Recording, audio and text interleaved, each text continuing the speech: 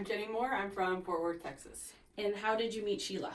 I met Sheila, I started listening to the Lauren Agee podcast, and she was going to be in Dallas for her other case, the Jonathan Cruz case, and she was going to do a meetup, or she was planning to, and I was like, I have to go. And usually I'm very introverted.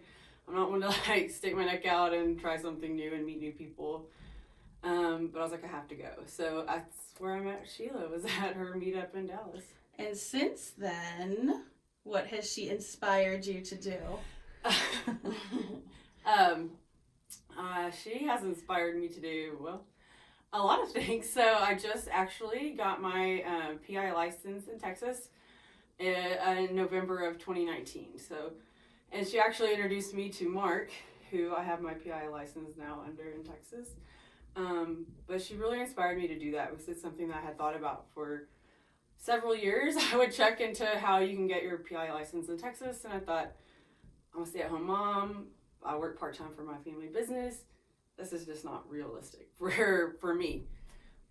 She really inspired me to, expand my horizons and expand my limitations and my boundaries and challenge myself to do something that I really was passionate about. And now she is encouraging me to do statement analysis. So right now I'm learning more about that too. That's what I was going to ask you. Yeah. So what do you plan to do with your PI license in the future? Well, right now I am a perpetual student. But right now actually I am just working on getting my level 1 cert in statement analysis, and then I want to get my second one, and then perhaps some like criminal behavioral certs. I'm not exactly sure how that will go. I'm probably more of an interviewer type, a behind the scenes, read the documents type. So I'm not a surveillance person. So I'm kind of a quiet, observe, read the situation, and like read people. So it's really kind of interesting to figure out, and to even I went through a 200-hour course in Texas, so that I am able to sit for my owner license. I just opted not to. So it's really interesting to see what people go in with, like what specialties they want, because it's really, you could do anything. And I had no idea when I went in what I was going to be doing, and it kind of just became a natural fit that I just see words and I connect words throughout documents very easily, and I can understand what people are saying very easily. So it's something I'm really excited to learn more about on a more official basis. What stuck out to you the most about Christian's case? Oh gosh. I think I'm gonna cry. I don't like to cry. I've been in those terrible relationships, and luckily I've gotten out of those. I mean, at that age, you're a young kid, and that life is so much ahead of you, and he just got caught up in he had a good heart, and it was a bad situation that you get caught up. You can't get out of it, And he had a really great heart. He saw a girl that he thought he could help, and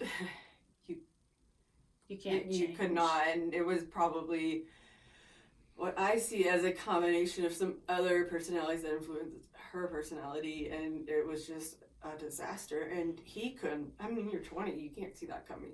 He thought he could save the world. Yeah. Right? So it's just, for me, that's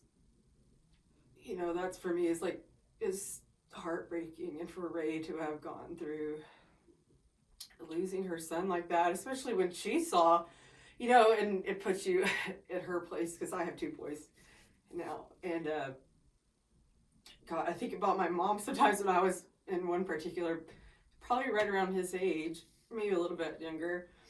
My mom was a lot like Ray, like fighting with me about it, and she saw it was a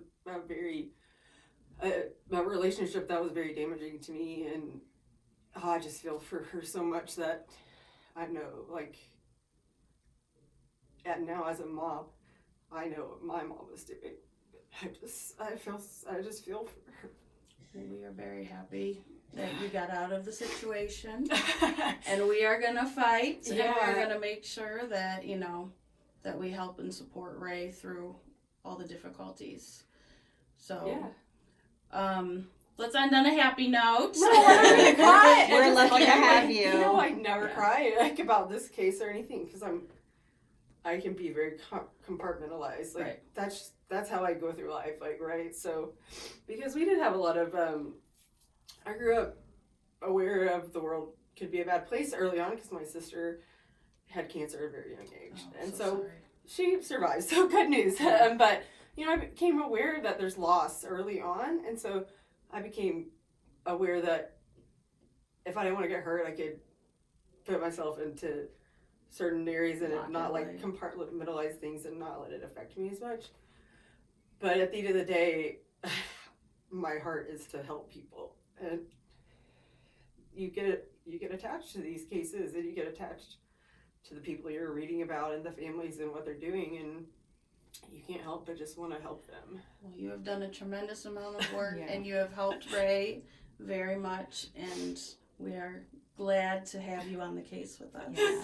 Thank you, Chelsea. Thank you so much, Jenny. Thank you. Sorry, I'm Cheryl. No, it was great. Thank you.